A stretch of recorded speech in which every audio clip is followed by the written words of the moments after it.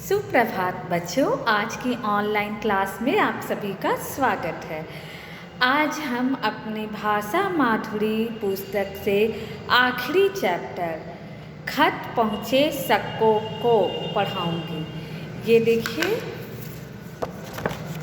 खत पहुँचे सक्कों को, ये पाठ 18 को हिंदी में 18 बोलते हैं, ठीक है।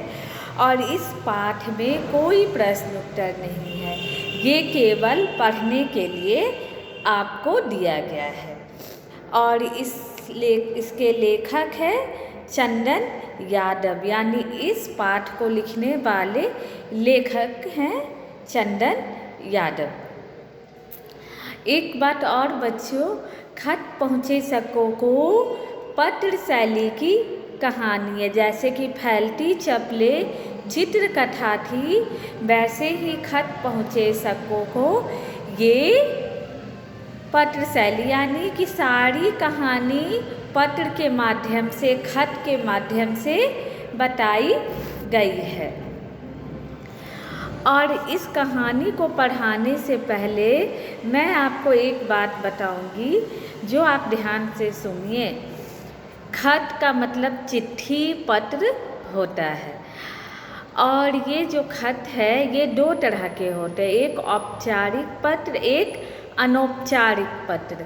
औपचारिक पत्र वे होते हैं जिसको, जैसे कि आप स्कूल से छुट्टी ले रहे हो, लीव ले रहे हो, बीमार पड़ गए हो, तो वो पत्र आपका क्या होगा? ऑफिशियल लेटर, जिसको औपचारिक पत्र कहेंगे।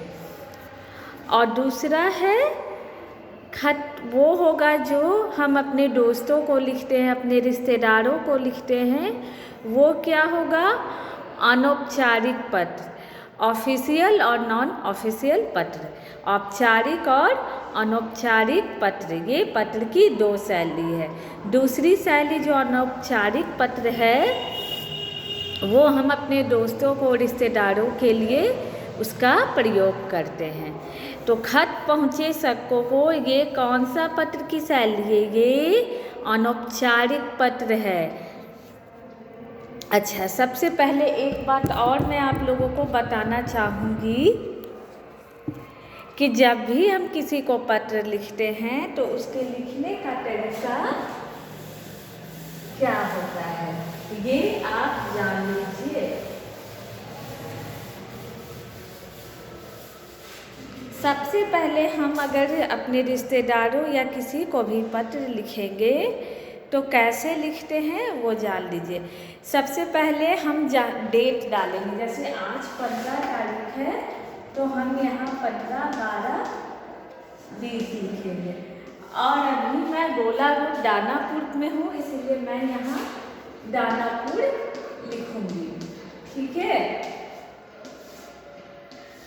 उसके बाद मुझे जिसको पत्र लिखना है, जैसे सक्कों को पत्र लिखा गया है, गिन्नी ने पत्र लिखा है। अगर मैं पत्र लिखूंगी तो मैं अपनी दोस्त का ऊपर नाम लिखूंगी, जैसे मैं लिखूंगी प्यारी निशा। ये निशा मेरी दोस्त का नाम है, ठीक है। तो मैं ऐसे लिखूंगी पत्र, प्यारी निशा। आप भी अपने दोस्त का नाम लिख सकते हो। और वॉइस आप प्यारी रिटेक नहीं लिखोगे, प्यारी मोहन नहीं लिखोगे, आप प्रिय का प्रयोग करोगे। वॉइस क्या करेंगे? प्रिय, लड़के प्रिय शब्द का प्रयोग करेंगे, प्रिय मोहन, ठीक है। तो ये पत्र लिखने का एक छोटा सा नमूना तरीका मैंने आप लोगों को बताया है। अब आप कोई भी पत्र लिखोगे, अनौपचारिक पत्र यानी दोस्तों रिश्तेदारों को लिखोगे, लेकिन जब भी हम अगर अपने बड़े को लिखेंगे ये पत्र, जैसे मैं अपनी दादी को लिखूंगी, तो यहाँ रिस्पेक्ट वाला वर्ड होगा आदरणीय दादी जी या पूजनीय दादी जी। जब हम बड़े को लिखेंगे तो उनके लिए आदर सूचक, लेकिन जब हम अपने से छोटे या बराबर वालों के लिए लिखेंगे तो प्यारा प्यारी शब्द, प्रिय शब्द का प्रयोग करेंगे। अब मैं आ रही हूँ खत पहुँचे सक्कों को। तो आप लोग एक बात और ध्यान से सुनो। खत का मैंने दो पर्यायवाची शब्द बताया है, पत्र और चिट्ठी। प्यारी सक्को, अब गिन्नी ये पत्र लिख रही है और पत्र लिखने वाली, जैसे कि मैंने ये पत्र मान लो शुरू करूँगी तो नीचे मैं अपना नाम लिखूँगी। लिखने वाला अपना नाम नीचे लिखता है और जिसे लिखा जाता है उसका नाम ऊपर लिखा जाता है। प्यारी सक्को, स्कूल के सामने एक पीपल का पेड़ है। अब ये जो छोटी सी बच्ची है ये अपनी दोस्त को, सक्को को पत्र लिख रही है और अपने स्कूल के बारे में, स्कूल के विषय में बता रही है और इसी स्कूल के विषय में के साथ पूरी कहानी रची गई है, यानी लिखी गई है। स्कूल के सामने एक पीपल का पेड़ है जहाँ पर एक डोकरी बैठती है। डोकरी किसको कहते हैं? जो फल या टोकरी में लेके बेचने वाले को डोकरी कहते हैं। आराम करने के लिए नहीं, उबली हुई बेर बेचती है। बेर एक फल है जिसे वो डोकरी यानी टोकरी वाली बेचती है और वो स्कूल के सामने पीपल के पेड़ के नीचे आराम नहीं करती है बल्कि वो अपना काम करती है। मम्मी से रोज़ 2 रुपए लेकर जाती हूँ और मज़े से खाती हूँ। गिन्नी बता रही है कि मैं अपनी मम्मी से रोज़ 2 रुपए लेकर जाती हूँ और उस डोकरी से बेर खरीद कर मज़े से मैं खाती हूँ। पीपल के नीचे संभल कर जाना पड़ता है, ज़मीन पर धूल कम चींटे ज़्यादा हैं। अब ये बता रही है कि उस पीपल के पेड़ के पास जाने मुझे बहुत संभल के अच्छे से जाती हूँ क्योंकि वहाँ धूल कण तो नहीं है लेकिन चींटे बहुत हैं। काट ले तो देर तक जलन होती रहती है। कभी अगर वो काट लेते हैं तो मुझे बहुत देर तक उनका चींटे काटने का जलन होता है।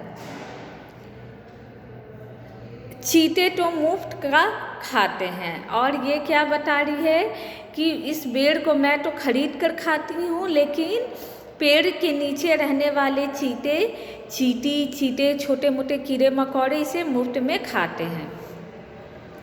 पीपल अपने फल के बदले उनसे पैसे थोड़े लेती है। अब ये क्या कह रही है कि पीपल का पेड़ अपने फल के बदले उनसे पैसे नहीं लेती। तुम यह तो नहीं समझ रही कि मैं चींटे खाने के 2 रुपए लाती हूँ। अब ये अपनी दोस्त से गिन्नी मजाक करते हुए कह रही है कि कहीं तुम ये तो नहीं सोच रही हो कि मैं चींटे को खाने के लिए 2 रुपए लाती हूँ। मैं उबली हुई बेर की बात कर रही हूँ। वहाँ सामने जो दुकान थी उसमें टॉफ़ी बिस्कुट मिलते थे पर उनमें वो मज़ा नहीं था। अब वो बता रही है कि मेरे स्कूल के सामने एक दुकान था, उसमें टॉफ़ी बिस्किट मिलते थे लेकिन मुझे जो मज़े बेर खाने में आ रहा है वो चॉकलेट बिस्किट खाने में नहीं आता था। तुम भी अपने पापा से बोलो यहीं आके रहने लगे।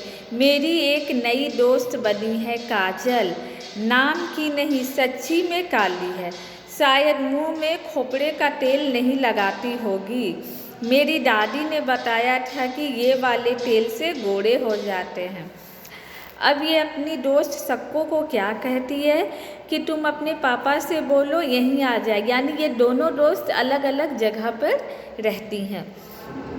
अब ये अपने स्कूल में बता रही है कि इस स्कूल में मेरी एक नई दोस्त बनी है, इसका नाम काजल है।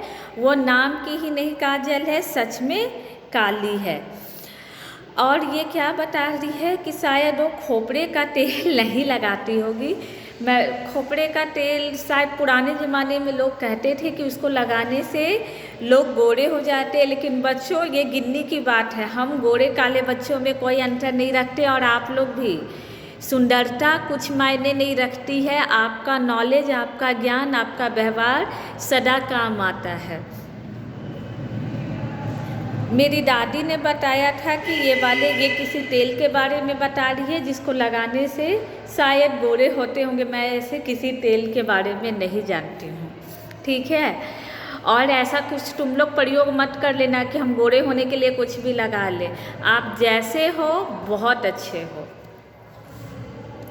तुम समझ रही हो ना कि मैं अपने नए स्कूल की बात कर रही हूँ। अब गिन्नी अपने दोस्त को क्या कर रही हूँ कि मैं अपने नई स्कूल की बात कर रही हूँ। वहाँ पे क्या चल रहा है?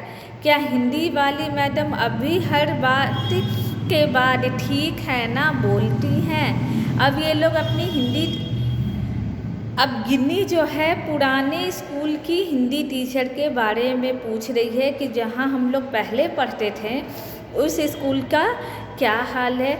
हमारी हिंदी वाली मैडम जब भी पढ़ाती थी तो वो हर बात पे कहती है ठीक है ना बोलती हैं। उधर की तरह इधर भी सब बोलते हैं कि पढ़ोगे तो समझदार बन जाओगे।